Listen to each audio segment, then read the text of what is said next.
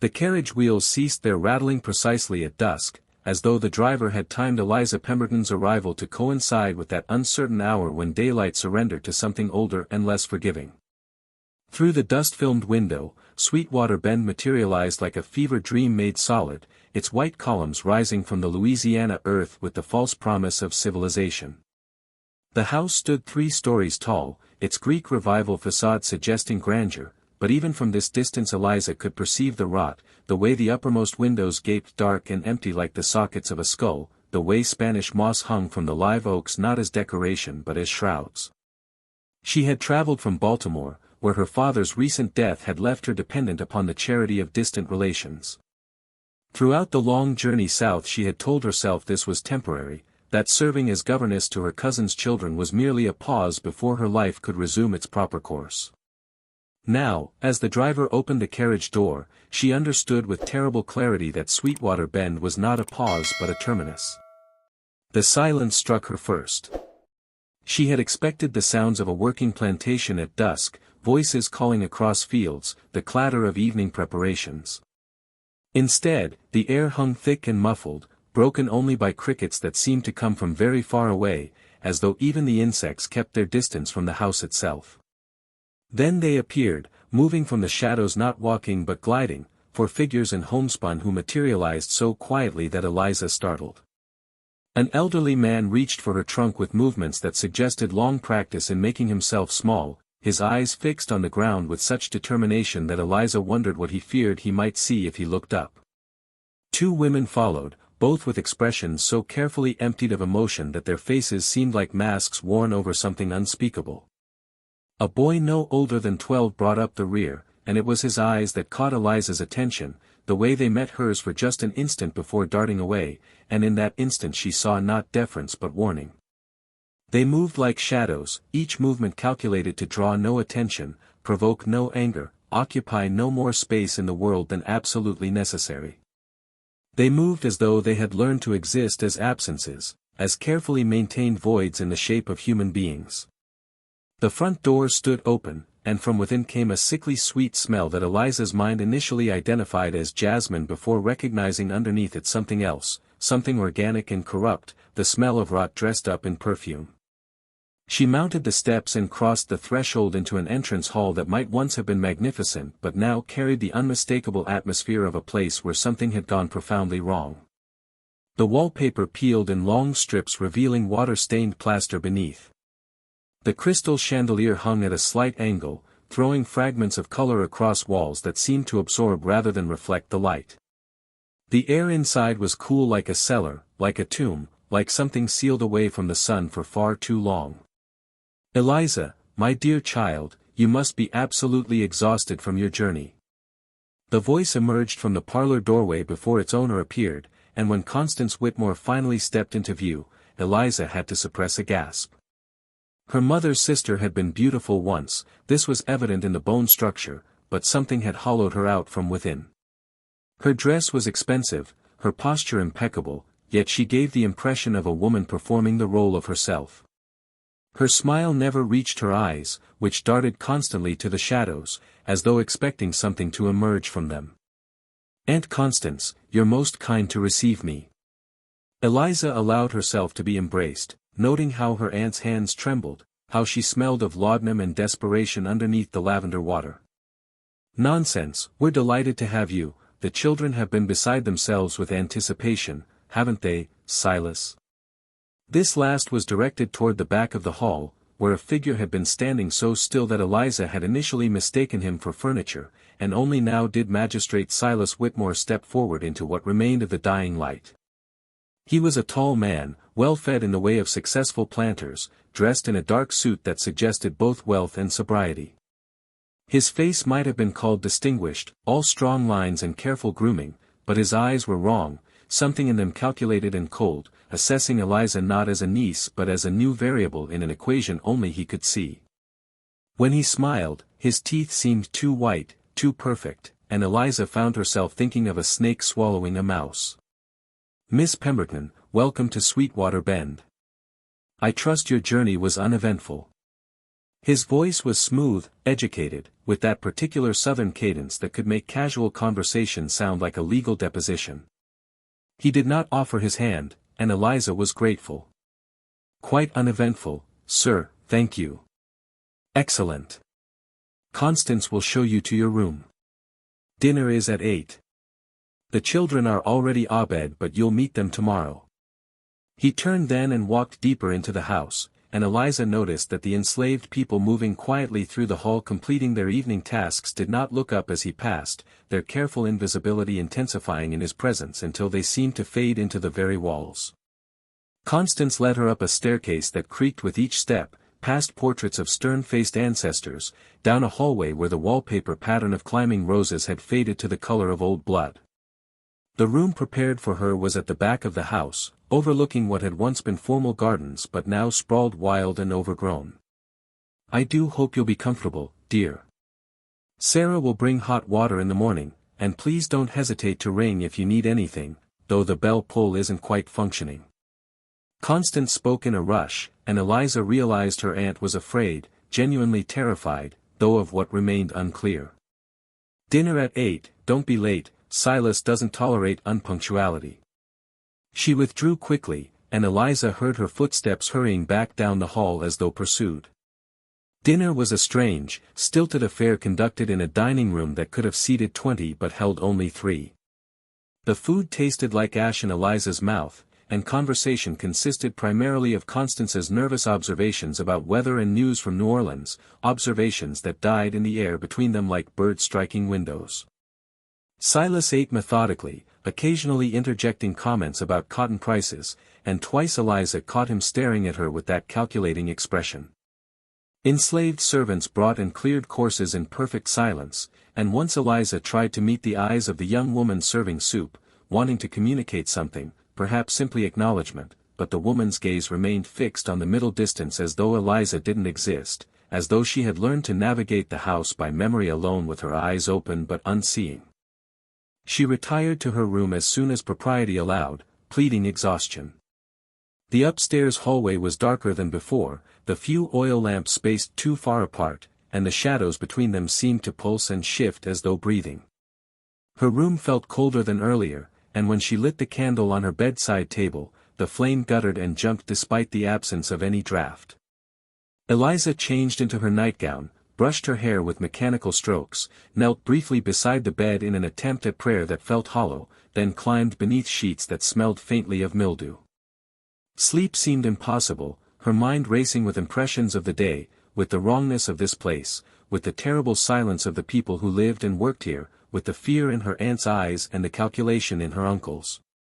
She had nearly convinced herself that exhaustion would claim her when she heard it, faint at first but unmistakable, rising from somewhere beneath the floorboards, the sound of someone weeping.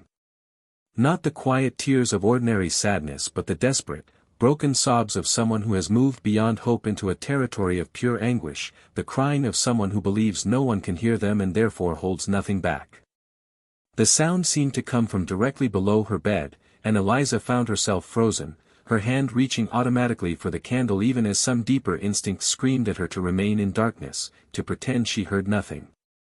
But she was not a coward, and so her fingers found the candlestick and lifted it, and the moment the light bloomed brighter, the weeping stopped. Not gradually, not with the natural cessation of tears, but instantly, as though cut off by a knife or a hand pressed over a mouth.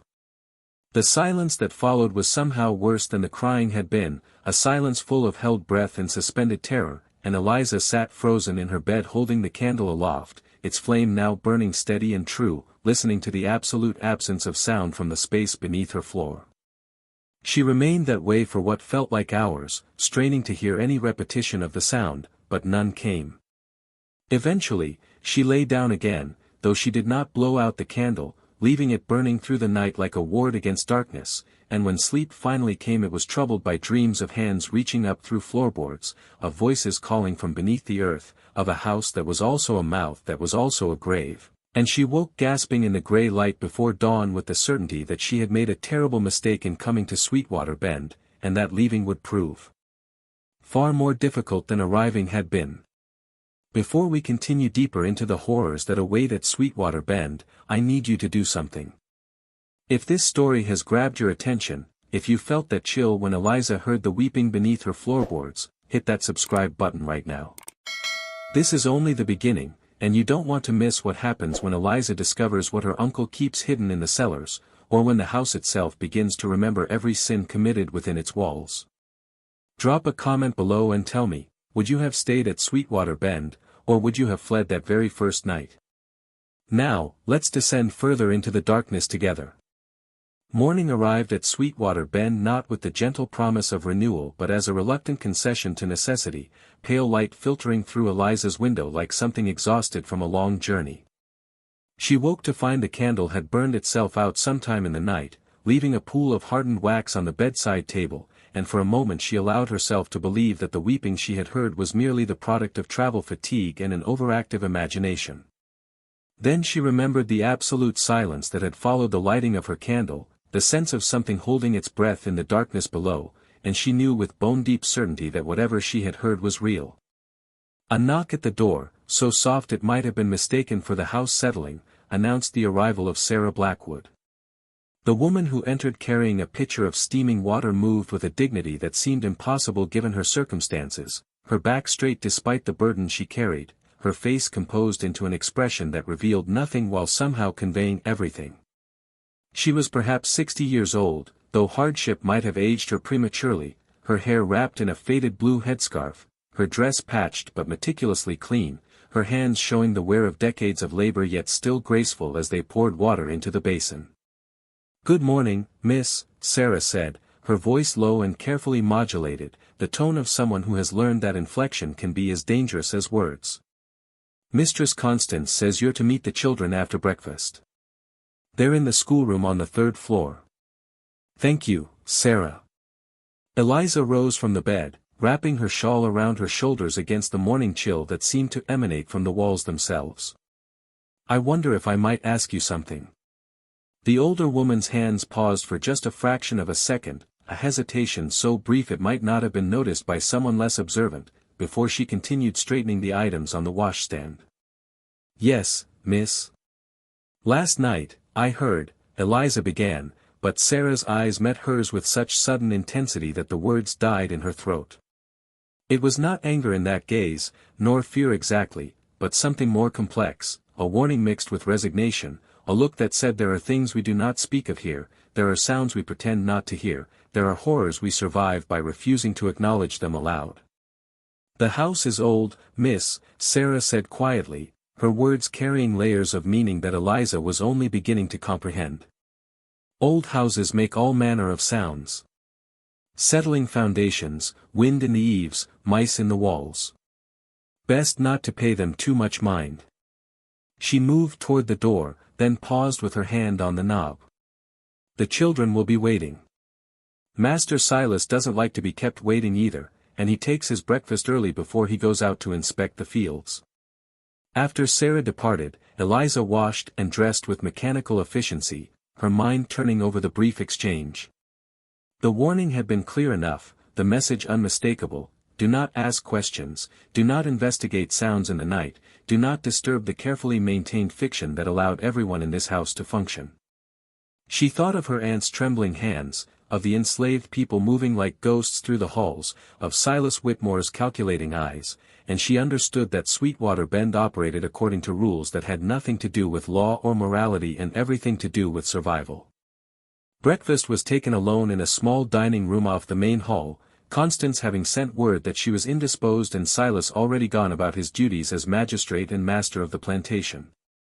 A young woman named Clara brought toast and eggs and coffee, moving with the same studied invisibility that Eliza had observed in all the enslaved people here, and when Eliza tried to thank her, the woman flinched as though kindness were more frightening than cruelty, as though any deviation from expected patterns might trigger consequences too terrible to contemplate.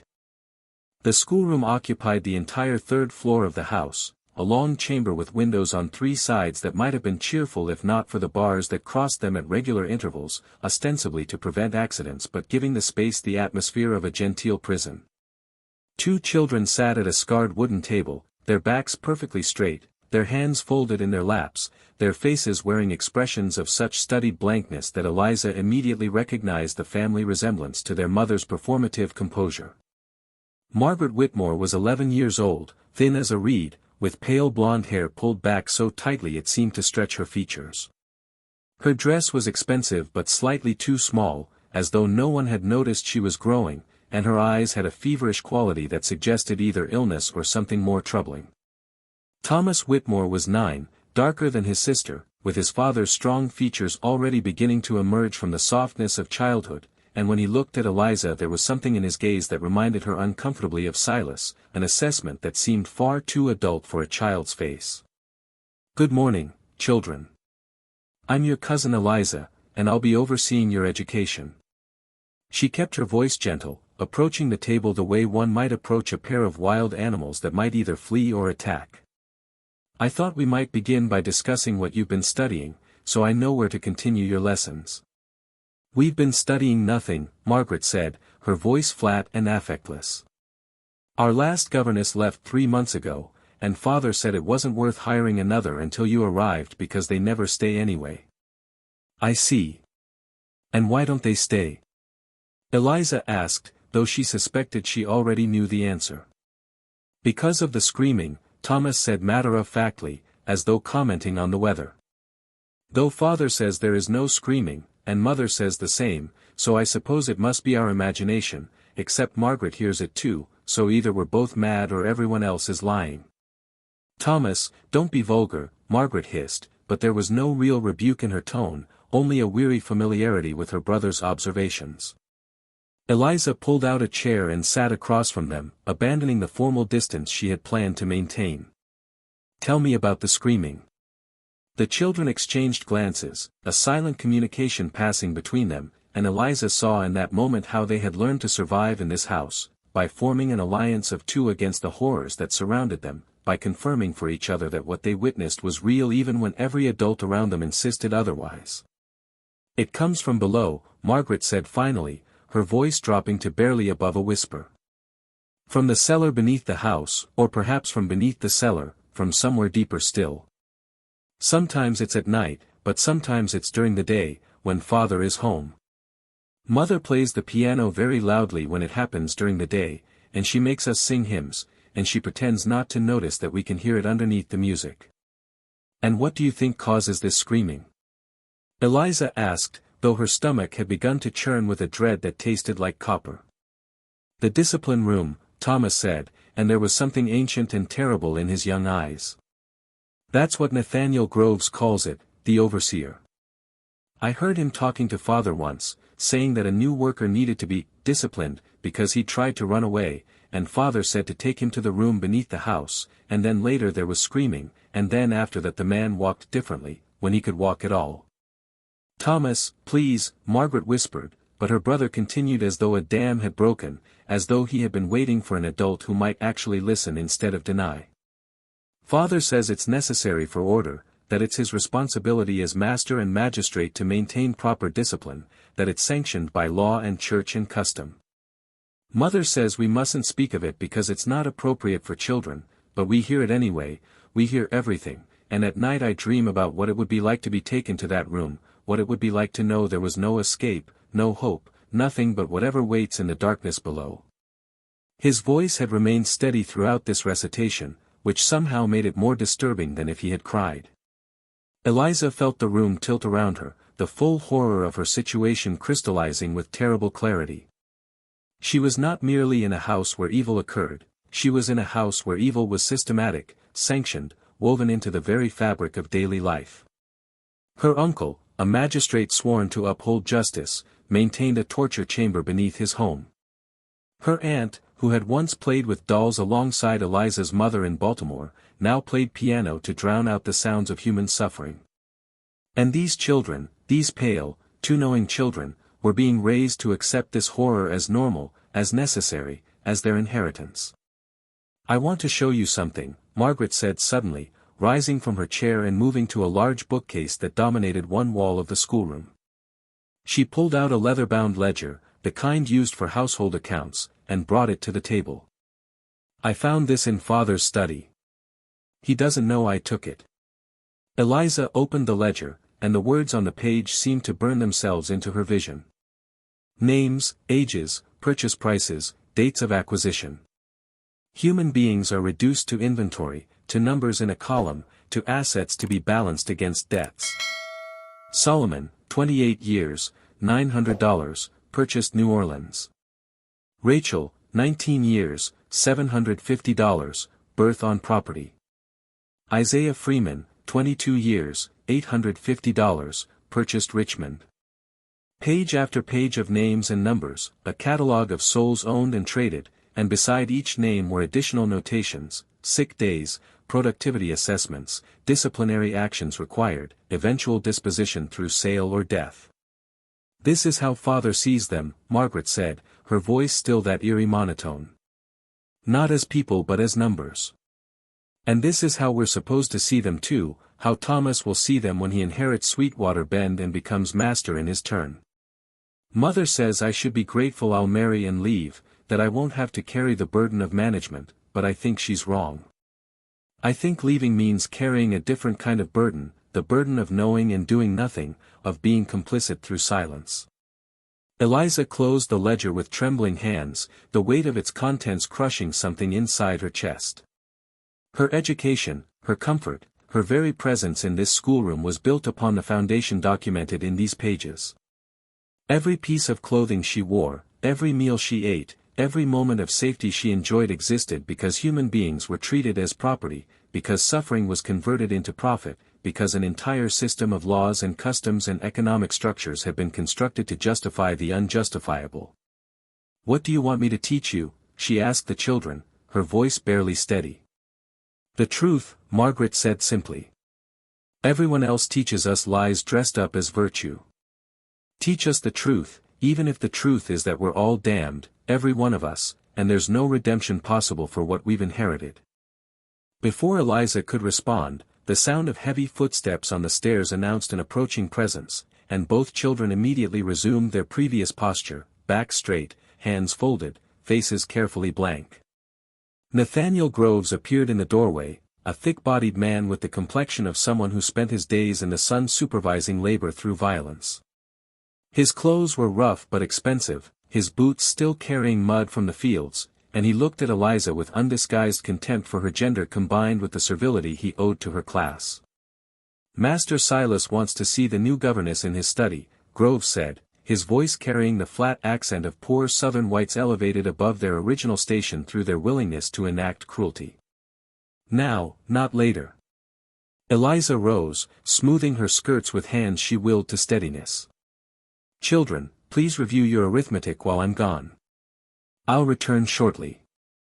As she followed Groves down the stairs, she felt the weight of the house pressing in around her, felt the accumulated suffering soaked into its walls, felt the presence of all those names in the ledger, those human beings reduced to numbers, those voices that screamed in darkness while upstairs a piano played and children sang hymns. She understood now that Sweetwater Bend was not merely a plantation but an architecture of cruelty, a structure designed to extract maximum suffering while maintaining a veneer of civilization, and she understood further that she had become part of that structure, complicit by her presence, damned by her silence, trapped in a Gothic horror made real through law and custom and the calculated evil of ordinary men. Silas Whitmore's study occupied the ground floor's western corner, a room that smelled of tobacco and leather and something else, something chemical and sharp that Eliza couldn't immediately identify. The magistrate sat behind an enormous mahogany desk, papers arranged in neat stacks before him, a pen resting precisely parallel to the desk's edge, everything in its place with the obsessive order of a man who believed control over his environment translated to control over the world itself. He did not look up when Groves ushered Eliza inside, allowing her to stand before his desk like a supplicant awaiting judgment while he continued to read whatever document held his attention. "Mr. Groves informs me you've been questioning the children about household matters," Silas said finally, his voice carrying that same careful modulation she had heard at dinner, each word weighted and measured.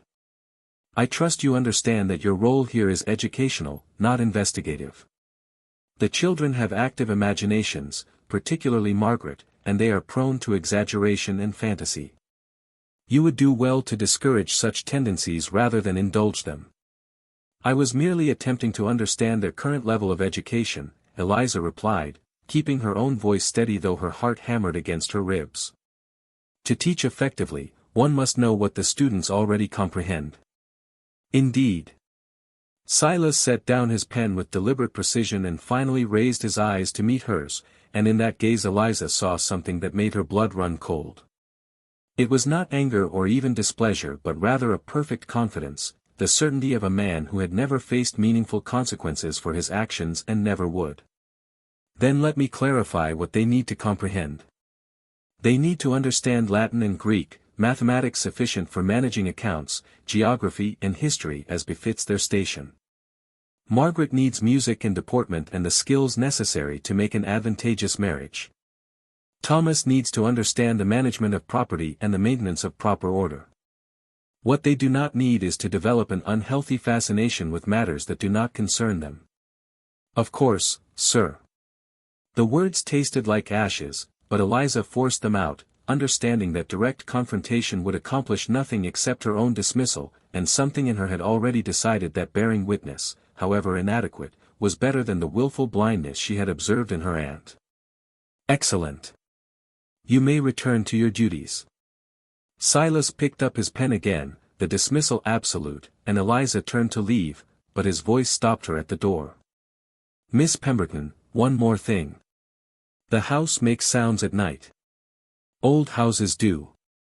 I trust you won't allow yourself to become the sort of hysterical female who sees ghosts in every shadow and hears screams in every creak of timber.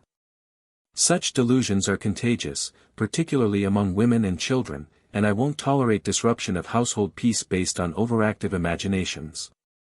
I understand perfectly, sir. And she did understood that she was being warned, that the message was clear: be silent, see nothing, hear nothing, or face removal from this place with all the practical consequences that would entail for a woman with no independent means and no other relations willing to take her in. She climbed the stairs back to the schoolroom, but when she reached the second-floor landing, she paused, hearing something that made her skin prickle with dread. Piano music, Chopin's Nocturne in E-flat major, played with mechanical precision but no feeling, the notes falling like drops of water into a still pond. And underneath it, so faint she might have imagined it except she knew she did not, another sound, a sound that might have been wind in the eaves or might have been something else entirely, something human, something suffering. The music stopped abruptly, mid-phrase, and Constance appeared in the parlor doorway, her face even paler than usual, her hands trembling as they clutched a handkerchief. Eliza, dear, I didn't hear you on the stairs. How did your meeting with Silas go? Is everything satisfactory with the children's education? Quite satisfactory, Aunt Constance. Eliza watched her aunt's eyes, saw in them the desperation of someone clinging to sanity by pretending normalcy in the face of horror. Your playing is lovely. I didn't mean to interrupt. Oh, I was just finishing. I play every afternoon, it soothes the nerves, doesn't it, music, such a civilizing influence. Constance's words tumbled over each other in that same rushed way, as though silence were something to be feared more than any sound.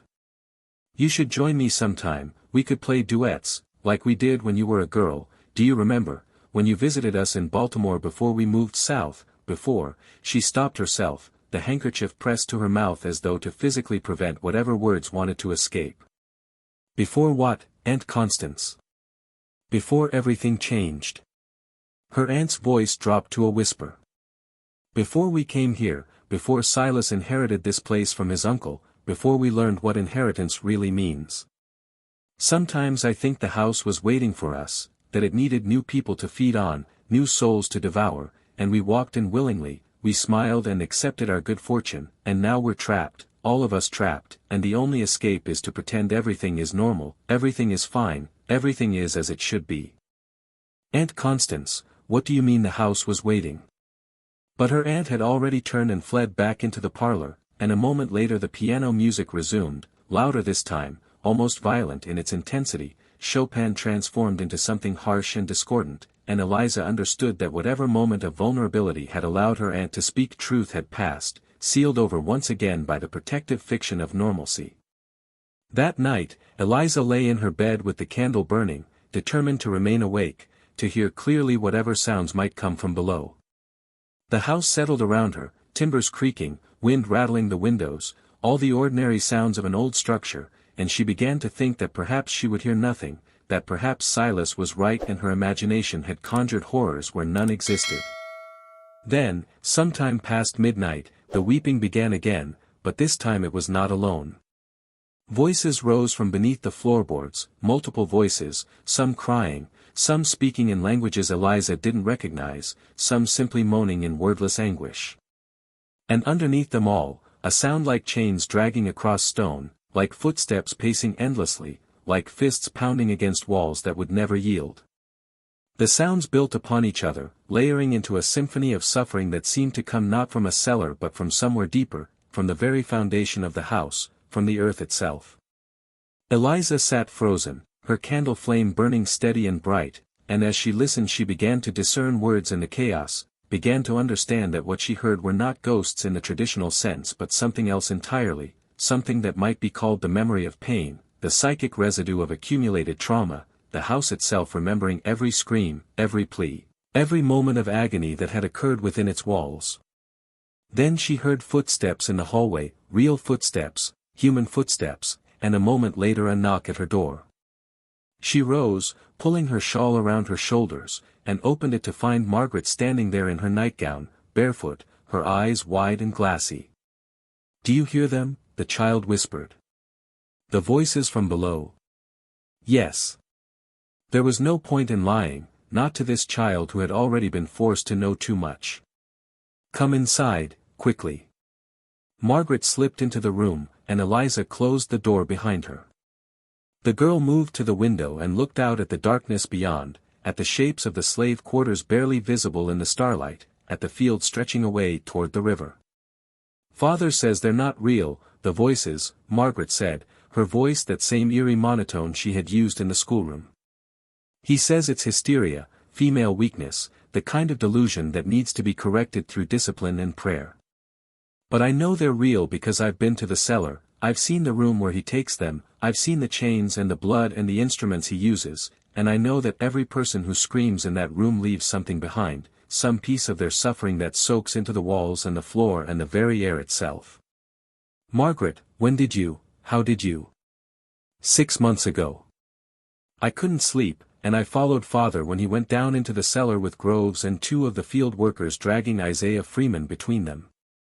Isaiah had tried to run away, had made it almost to the river before the dogs caught him, and father said he needed to be made an example of, that the others needed to understand the consequences of defiance. I watched through a gap in the cellar door. I saw everything." The child's voice remained flat, affectless, but tears ran down her face in silent streams. "And afterward, Isaiah was different. Something in him was broken in a way that could never be fixed, and I realized that this is what Father does, this is his role as master and magistrate, to break people so thoroughly that they stop being people and become what the ledgers say they are, property, things, numbers in a column."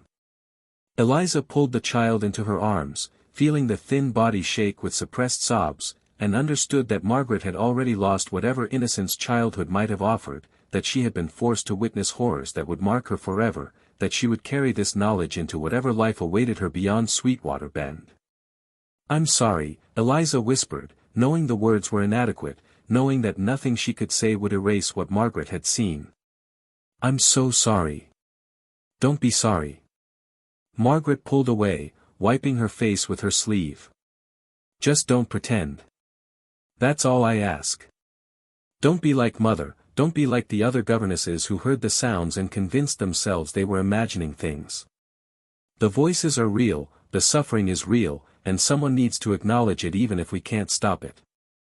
A sound from below, louder than the others, a scream that rose and rose until it seemed to fill the entire house, and then cut off abruptly, leaving a silence that was somehow worse than the noise had been. Margaret's hand found Eliza's, and they stood together in the candlelight, 2 witnesses to horror they could neither prevent nor escape, bound together by the simple act of refusing to pretend they heard nothing. "The house remembers," Margaret whispered. "It keeps count of every sin, every cruelty, every broken body and shattered soul. Father thinks he controls this place, but he's wrong. The house is using him, feeding on what he does, growing stronger with every act of violence. And someday, I think, it will demand payment. Someday, the house will take back everything it's given, and we'll all be called to account. The invitation arrived on cream-colored paper, delivered by a liveried servant from the neighboring Hartwell Plantation, requesting the pleasure of the Whitmore family's company at dinner to celebrate the engagement of the Hartwells' eldest daughter to a cotton broker from Charleston. Constance received the news with the first genuine animation Eliza had seen from her, chattering about gowns and calling for Sarah to press her blue silk, as though the prospect of an evening away from Sweetwater Bend offered temporary reprieve from whatever haunted her waking hours. Silas merely nodded his approval, noting that the Hartwells were important people and their goodwill essential to business interests, and Eliza understood that she too would be expected to attend, to play her role as respectable northern cousin, to add her presence to the tableau of civilized plantation society. The Hartwell estate lay 5 miles distant along a road lined with ancient oaks, and as their carriage rolled through the October evening, Eliza watched the landscape transform from Sweetwater Bend's atmosphere of decay to something superficially more prosperous, fields still green with late cotton, quarters that appeared freshly whitewashed, everything maintained with the kind of careful attention that money and brutal efficiency could provide. The main house blazed with lamplight, music drifting from open windows, and other carriages already lined the curved drive, disgorging their passengers in rustles of silk and clouds of tobacco smoke. Inside, the Hartwell parlor glittered with crystal and silver, with women in elaborate gowns and men in formal dress, with all the trappings of wealth and culture that plantation society used to distinguish itself from what it considered the vulgar commerce of northern cities. Eliza was introduced to a succession of names and faces that blurred together, planters and their wives, lawyers and doctors who served the plantation economy, all speaking in that particular southern cadence that could make the most banal observation sound like a pronouncement from scripture. Dinner was announced, and they processed into a dining room where a table stretched long enough to seat 30, laden with silver service and crystal glasses, with elaborate centerpieces of hothouse flowers that must have cost more than many families earned in a month. Enslaved people in formal livery moved through the room with practiced precision, filling glasses, serving courses, their faces carefully emptied of all expression, and Eliza found herself seated between a cotton factor named Beauregard Thorne and the local minister, Reverend Josiah Whitfield, both men eager to engage the new arrival in conversation. "Miss Pemberton, we're delighted to have fresh blood in our little community," Thorne said, his voice carrying the false heartiness of a professional salesman. "And northern blood at that, though I trust your time among us will cure you of any unfortunate opinions you may have absorbed in Baltimore. We pride ourselves on showing visitors the truth of our southern way of life, the natural order of things as ordained by Providence and upheld by law. I'm certain Miss Pemberton will find our society both enlightened and hospitable," Reverend Whitfield added, his tone unctuous with assumed moral authority. "The institution which sustains our economy is blessed by Scripture and refined by Christian principle. We are not the monsters that certain radical elements in the North would paint us, but rather stewards of an inferior race, bearing the burden of their care and guidance as God has commanded." Eliza felt her throat tighten, tasted bile rising, but forced herself to smile politely and murmur something noncommittal about being grateful for Southern hospitality. Around her, the conversation flowed like poison dressed up as wine, men discussing their property with the same casual authority they might discuss horses or hounds, women trading recipes and gossip while enslaved hands served food they would never taste. "The challenge, of course, is maintaining proper discipline," a planter named Horace Caldwell was saying from across the table. "The natural indolence of the race requires constant vigilance, constant correction. I've found that swift and certain punishment, publicly administered when necessary, serves to maintain order far more effectively than any amount of kindness or leniency." "Quite right," Silas interjected, and Eliza felt her stomach turn as her uncle spoke with the calm authority of a man discussing agricultural technique. "Discipline must be proportionate but decisive. The workers must understand that defiance will not be tolerated, that attempting to flee or shirk duty carries consequences severe enough to discourage repetition. I maintain a facility at Sweetwater Bend specifically for this purpose, and I find that word of its use spreads quickly enough to serve as a deterrent. Your methods are well known and much admired, Whitmore, Thorne said, raising his glass in salute. The magistrate's reputation for maintaining order benefits us all. A well-disciplined workforce on one plantation encourages proper behavior on neighboring estates. The conversation continued in this vein, men trading observations about productivity and discipline, about the rising prices in New Orleans markets and the political situation in Washington, about property rights and constitutional protections, always using euphemisms, always speaking in abstractions that carefully avoided acknowledging the human cost of their prosperity. They discussed breeding stock and generational planning, about which workers should be sold away from families to maximize profit and which kept together for productive efficiency, about all of it in tones that might have been used to discuss crop rotation or livestock management.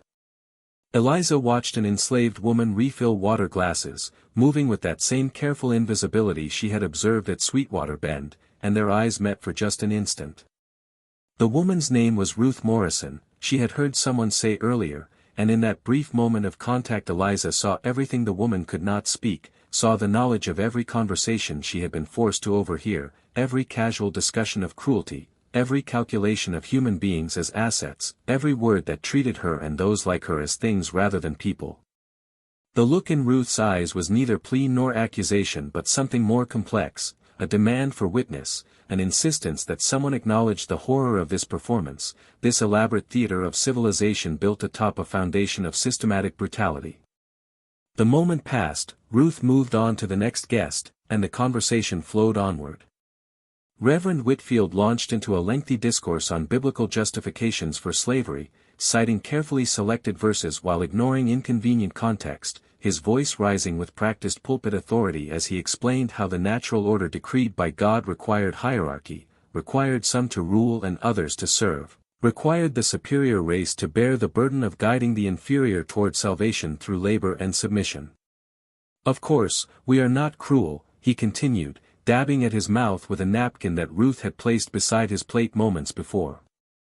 Christian charity demands that we treat our workers with appropriate care, that we provide for their physical needs and spiritual instruction. But charity does not mean permissiveness, and love sometimes requires correction, requires the firm hand that guides the wayward child back to proper paths. The women at the table nodded along, murmuring agreement, and Eliza listened to them discuss their role in this system with the same casual assumption of righteousness. They spoke of teaching enslaved children to read simple scripture, of providing medical care when workers fell ill, of all the small mercies they granted while carefully avoiding any acknowledgement that these were human beings entitled to freedom rather than grateful recipients of conditional kindness. I find that female workers respond particularly well to moral instruction, a woman named Patience Hartwell said, her voice carrying the satisfied tone of someone convinced of their own virtue. I hold weekly prayer meetings in which I explain to them the importance of submission and obedience, of accepting their station with Christian grace. It does wonders for household harmony. Indeed, Constance added, speaking for the first time since dinner began, her voice thin and strained. Moral instruction is essential. We must guide them toward proper behavior, proper understanding of their place in God's design. But her hands trembled as she spoke, and Eliza saw in her aunt's face the terrible cost of maintaining this fiction, of repeating these lies until they became a kind of prison from which escape seemed impossible. The dinner continued through multiple courses, each more elaborate than the last, while enslaved hands served and cleared and poured, their presence noted only when something was needed, otherwise treated as invisible as the furniture. Eliza forced herself to eat, to smile, to nod at appropriate moments, while inside she felt something breaking, some last illusion about the nature of the society she had entered shattering beyond repair. After dinner, the men retired for cigars and brandy while the women gathered in the parlor for coffee and gossip. Eliza found herself cornered by several matrons eager to share advice about managing a plantation household, about the importance of firm boundaries with workers, about never showing weakness or uncertainty because the workers could sense it like animals sensing fear. You must never allow yourself to become too familiar with them, one woman counseled, her fan moving languidly in the warm air. They may seem grateful, may seem to develop genuine affection, but you must remember always that they are property, that their loyalty extends only as far as their self-interest, that they would flee the moment opportunity presented itself. Has anyone you know actually attempted to flee?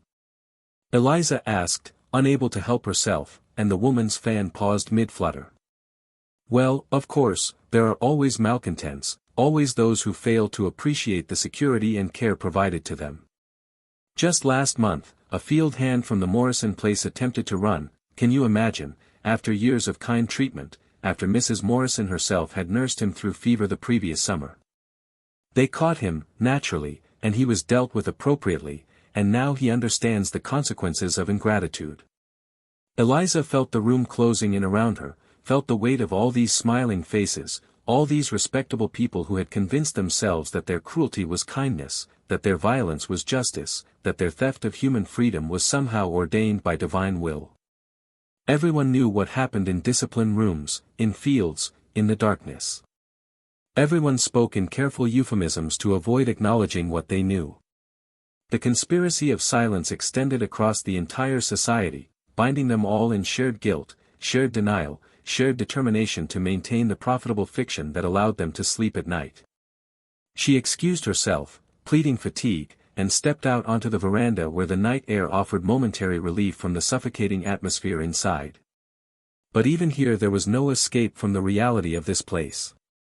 In the distance, she could see the quarters where the Hartwell workers lived, could see the faint glow of fires where families gathered after a day of forced labor, could hear if she listened carefully the sound of voices singing, and she realized that even their music, even their moments of community and joy, existed within the cage of their enslavement. Ruth appeared beside her, seemingly to check if she needed anything, but their eyes met again and this time Eliza spoke, her voice barely a whisper. I see you. I see what this is. Ruth's expression did not change, could not change here where anyone might observe them, but something flickered in her eyes, acknowledgement perhaps, or simply weary recognition that witness without action was its own kind of cruelty, that seeing the truth and doing nothing might be worse than willful blindness. Isaiah Freeman disappeared on a Wednesday morning in late October, though Eliza did not learn of it until the afternoon when she noticed Sarah Blackwood moving through the house with eyes red from weeping, her usual dignity cracking at the edges. The enslaved community at Sweetwater Bend spoke in whispers when they spoke at all, their faces masks of carefully controlled grief, and Eliza understood without being told that something terrible had happened, something worse than the daily horrors that constituted normal life on the plantation. She found Margaret in the schoolroom, staring out the barred window toward the fields, her arithmetic slate untouched on the table before her. Thomas sat beside her, unusually silent, and when Eliza entered the room both children looked at her with expressions that made her heart contract with pain. They had the faces of people who had witnessed atrocity and knew more was coming. Isaiah tried to run, Margaret said without preamble, her voice that flat monotone that Eliza had learned signaled the child's retreat into protective numbness. 3 nights ago. He made it almost to the river before the dogs caught him. Groves brought him back yesterday morning, and Father had him taken to the discipline room, and we haven't seen him since. Sarah says he's still alive, but she won't say anything more, and all the workers are frightened. They know that Father will make an example of him, that whatever happens to Isaiah is meant to be a message to everyone else about the cost of seeking freedom. Eliza sank into a chair, her legs suddenly unable to support her weight. She had seen Isaiah in passing, a young man who worked in the stables, who had met her eyes once with a look of such desperate intelligence that she had been forced to turn away from the unbearable weight of his humanity. Now he was somewhere beneath this house, in that room Margaret had described, subjected to torments Eliza's mind could not fully encompass even as she knew they were happening. We have to do something, she said, though even as the words left her mouth she understood their futility. What could she do? She had no authority here, no power, no resources. She was herself dependent on Silas's charity, trapped by her own lack of means as surely as the enslaved people were trapped by law and violence. There's nothing to do, Thomas said, his young voice carrying the terrible wisdom of someone who had already learned the limits of individual action against systematic evil. Father is both master and magistrate. The law protects him, the church blesses him, society applauds him. If you try to intervene, he'll simply dismiss you, send you back to Baltimore with nothing, and Isaiah will suffer regardless. Your witness matters only if you survive to bear it, only if you live long enough to tell the truth when someone might actually listen. The child's words struck Eliza like a physical blow, not because they were harsh but because they were true. She thought of the dinner at the Hartwell plantation, of all those respectable people nodding along as cruelty was discussed in euphemisms, of Reverend Whitfield blessing the institution with biblical authority, of the entire apparatus of Southern society arrayed in defense of this horror. What was her individual conscience against such overwhelming force? That night, the sounds from beneath the house reached a crescendo that seemed to shake the very foundations. Eliza lay in her bed, candle burning, hands pressed over her ears, but nothing could block out the screams that rose from below. She heard footsteps in the hallway, heard Margaret's door open and close, heard the child's light tread approaching, and when the knock came she rose immediately to admit her. Margaret entered carrying a candle of her own, followed moments later by Thomas, both children drawn by some unspoken agreement to face this horror together rather than endure it in isolation. They climbed onto Eliza's bed, one on either side of her, and the three of them sat in the flickering candlelight listening to the sounds of systematic torture occurring somewhere beneath their feet. "This is what we are," Margaret whispered. "This is our inheritance, our legacy.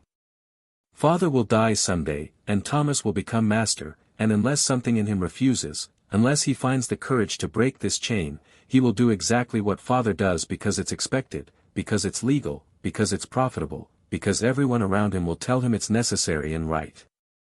"I won't," Thomas said, but his voice shook with uncertainty.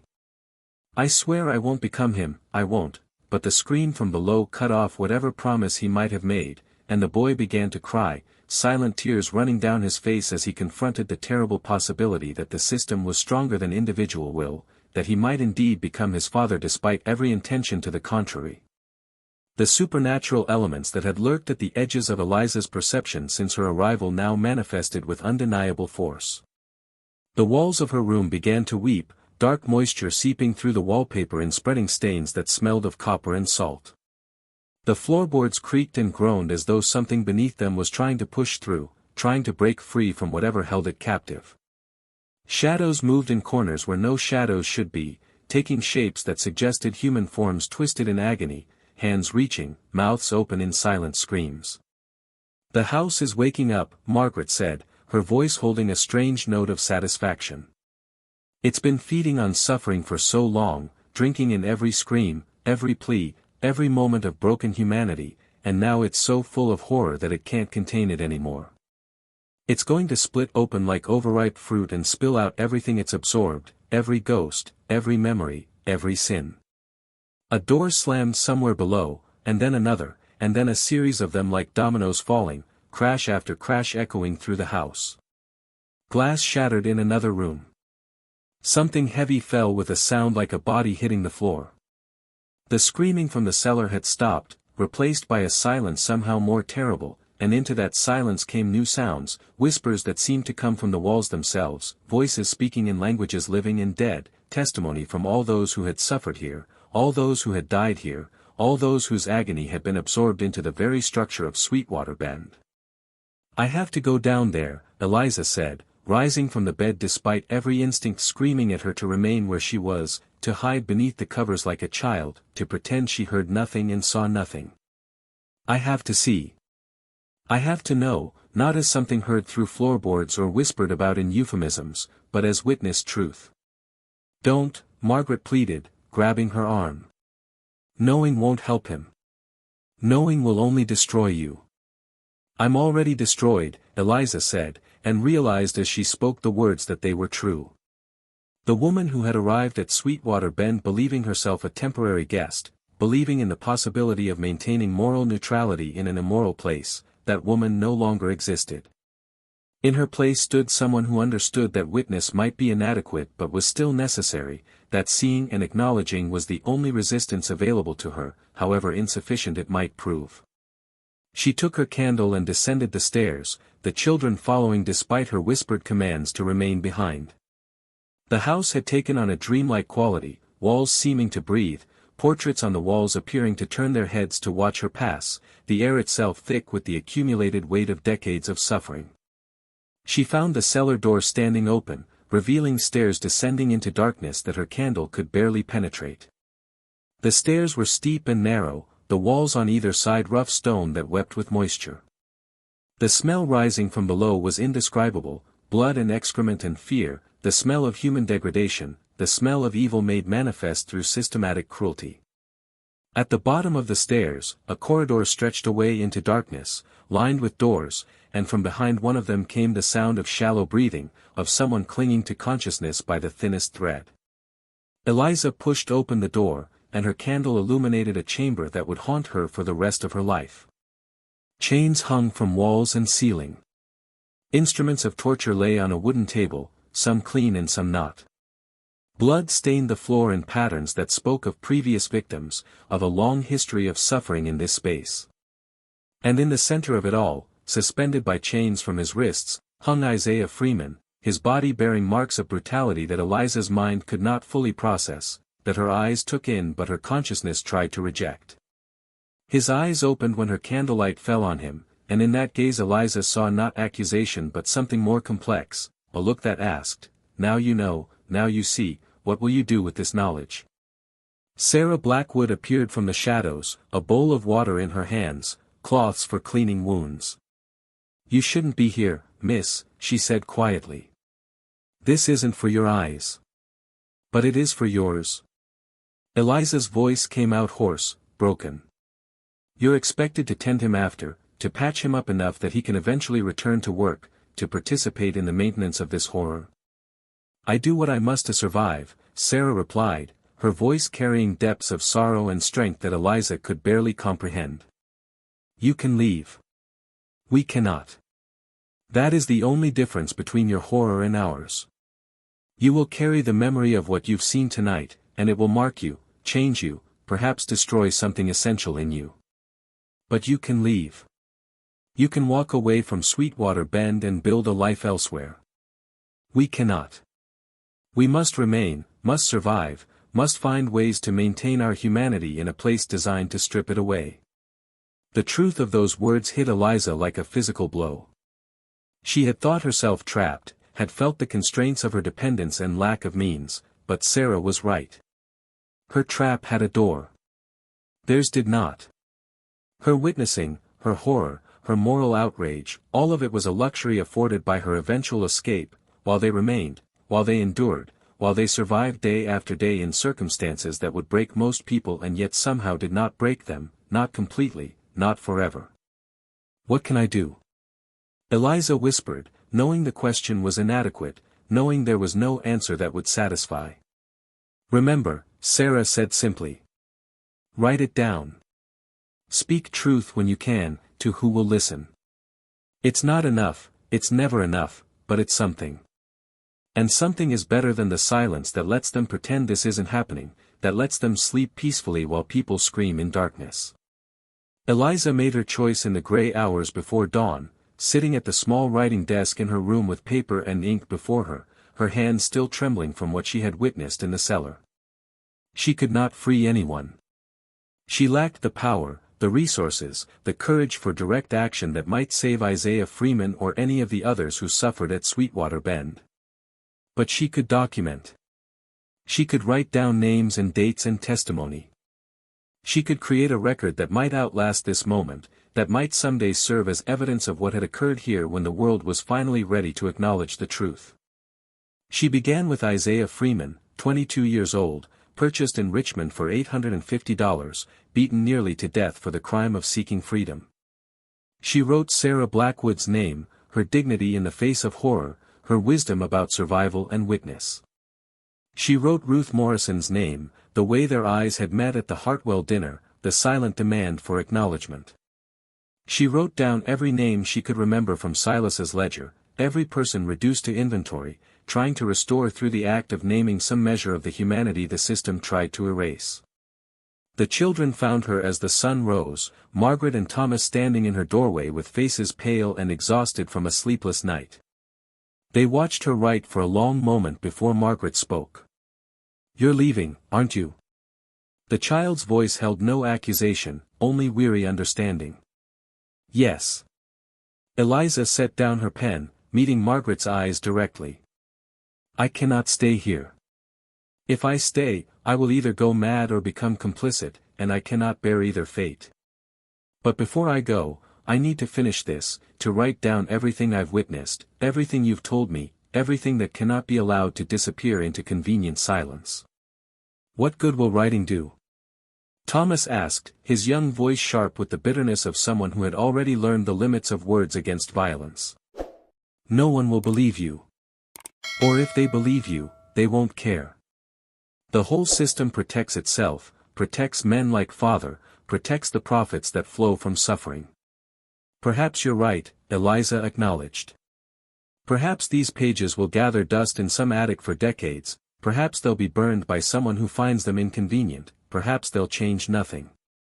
But I have to try. The alternative is to carry this knowledge locked inside me until it poisons everything, or worse, to join the conspiracy of silence, to become like your mother, playing piano to drown out screams, pretending everything is normal until the pretense becomes its own kind of madness. She worked through that day and the next, pleading illness to avoid family meals, emerging only when necessary, filling page after page with careful documentation. She wrote about the dinner at the Hartwell Plantation, about Reverend Whitfield's biblical justifications and Beauregard Thorne's casual calculations of human value. She wrote about the architecture of Sweetwater Bend itself, the way the house was designed to facilitate surveillance and control, the way the quarters were positioned to allow maximum oversight, the way every aspect of the plantation's physical structure served to reinforce the relationships of power that sustained it. Sarah brought her meals, and on the third day, the older woman lingered after setting down the tray, her eyes on the papers spread across the desk. "You writing about us?" she asked quietly. "Yes. About all of you. About what happens here. About," Eliza's voice broke. "About Isaiah. Is he? He's alive. Barely. He'll carry the scars forever, in body and spirit, but he's alive." Sarah paused, then added with careful precision, "And he'll remember who came down into that cellar, who bore witness, who didn't turn away. That matters to him. It matters to all of us, even if it changes nothing about our circumstances. To be seen, to be acknowledged as human by someone who will survive to tell it, that's not freedom, but it's not nothing either." On the fourth day, Eliza requested an audience with Silas, informing him that she needed to return to Baltimore due to urgent family business. He received this news with barely concealed relief, clearly happy to be rid of a governess who asked too many questions and heard too much. Arrangements were made for her departure the following morning. Constance wept weakly when told, but made no real effort to persuade her to stay, and Eliza understood that her aunt saw in her leaving a reminder of the escape she herself had not taken, the choice to stay that had slowly destroyed her from within. The night before her departure, Eliza hid the pages she had written in the lining of her trunk, sewing them carefully into place where casual inspection would not reveal them. She wrote a final entry by candlelight, trying to capture something essential about what she had learned at Sweetwater Bend, about the nature of systematic evil and the inadequacy of individual response, about the difference between those who could leave and those who could not. Margaret came to her room one last time, standing in the doorway as she had that first night when the weeping from below had shattered any illusions about this place. "Will you forget us?" the child asked. "Will you go back to Baltimore and build a life and eventually convince yourself that this was all a nightmare, that it couldn't have been as bad as you remember?" "No," Eliza said, and meant it with every fiber of her being. "I will never forget. These pages will ensure I cannot forget, but even without them, what I've seen here is branded on my soul. I will carry Sweetwater Bend with me wherever I go, and I will speak the truth about it when I can, to whoever will listen, for as long as I live." "That's not enough," Margaret said flatly. "It's never enough. But perhaps it's what we have." The carriage came at dawn, the same driver who had brought her here less than 3 weeks ago, though it felt like a lifetime. The enslaved workers who loaded her trunk moved with the same careful invisibility, but this time when the young boy's eyes met hers, she held his gaze and nodded, a silent acknowledgement of what she had witnessed, a promise to remember. Sarah Blackwood stood on the porch, watching her departure with an expression that was neither forgiveness nor condemnation but something more complex, an acceptance that witness, however inadequate, mattered. As the carriage pulled away from Sweetwater Bend, Eliza looked back at the house one final time. In the morning light it appeared almost beautiful, its white columns gleaming, its gardens softened by mist, presenting the face of civilization and culture that plantation society worked so hard to maintain. But she knew what lay beneath that facade, knew about the cellar and the discipline room, knew about the ledgers that reduced human beings to numbers, knew about all of it, and she understood that this knowledge was now her burden to carry. The story should end there, with Eliza's escape, but of course it did not end because slavery continued. Sweetwater Bend stood for another decade, and then another. The Civil War came and went, and during Reconstruction the plantation changed hands, was subdivided, eventually became something other than what it had been, though the house itself remained. Isaiah Freeman survived, though Sarah had been right that he carried the scars forever, and he lived long enough to give his own testimony to investigators documenting the atrocities of slavery, and his words corroborated what Eliza had written. The pages Eliza hid in her trunk were discovered decades later, during the renovation of a Baltimore row house that had belonged to her family. A historian found them sealed in a wooden box in an attic, the paper yellowed and brittle but the ink still legible, the names still clear. The testimony was published, added to the growing body of evidence about slavery's horrors, used in classrooms and museums to help people understand that the peculiar institution was not the benign paternalism its defenders claimed but rather systematic brutality designed to extract maximum profit from human suffering. Sweetwater Bend itself still stands, maintained now as a historical site where tourists come to learn about plantation life, though the tours tend to focus on architectural features and agricultural practices, skimming quickly over the reality of slavery or reducing it to sanitized narratives about servants and workers that would have satisfied Reverend Whitfield's taste for euphemism. The cellar remains, though visitors are not typically allowed to see it. The discipline room still exists, though its purpose is rarely explained in detail. The house remembers, even if people choose to forget. Sarah Blackwood lived until 1889, long enough to see the end of slavery, long enough to own property in her own name, long enough to tell her story to her grandchildren so they would know where they came from and what their ancestors had survived. Margaret Whitmore married a lawyer from Mobile and spent her life working quietly for causes that might have horrified her father, using her position to advocate for education and justice, carrying the weight of her childhood witness into work that tried, however imperfectly, to make amends. Thomas inherited Sweetwater Bend but sold it immediately upon his father's death, moved north, and refused to ever speak of his childhood, though his descendants say he woke screaming from nightmares until the day he died. The weight of witness is that it cannot save those who suffer in the moment, cannot stop the machinery of systematic evil through moral outrage alone, cannot rescue anyone through the simple act of seeing and acknowledging horror. But witness matters because silence is complicity, because the conspiracy to forget is how atrocity continues, because someone must remember and speak truth even when that truth is unbearable, even when speaking changes nothing immediately, even when the only victory is refusing to let suffering disappear into convenient amnesia. Eliza Pemberton lived until 1903, long enough to see her testimony published, long enough to know that Isaiah Freeman had survived and found freedom, long enough to understand both the inadequacy and the necessity of what she had done. She never married, never returned to Louisiana, never stopped waking from dreams of weeping beneath floorboards and houses that remembered every sin. She carried Sweetwater Bend with her every day of her life, and when she died, they found among her possessions a list of names, copied and recopied over the years until the paper was soft as cloth: Sarah Blackwood, Isaiah Freeman, Ruth Morrison, and dozens more, a litany of souls she had promised never to forget. The house still stands. The names are still remembered. The story continues, because the work of bearing witness is never finished, because every generation must choose whether to acknowledge or deny the horrors of the past, and that choice matters more than we sometimes want to believe. We've reached the end of our journey into the darkness at Sweetwater Bend, but the story doesn't end here. If this narrative moved you, if it made you think about the horror of our history and the weight we all carry as witnesses to truth, I need you to subscribe right now. Hit that button and join a community that believes in confronting difficult truths rather than comfortable lies.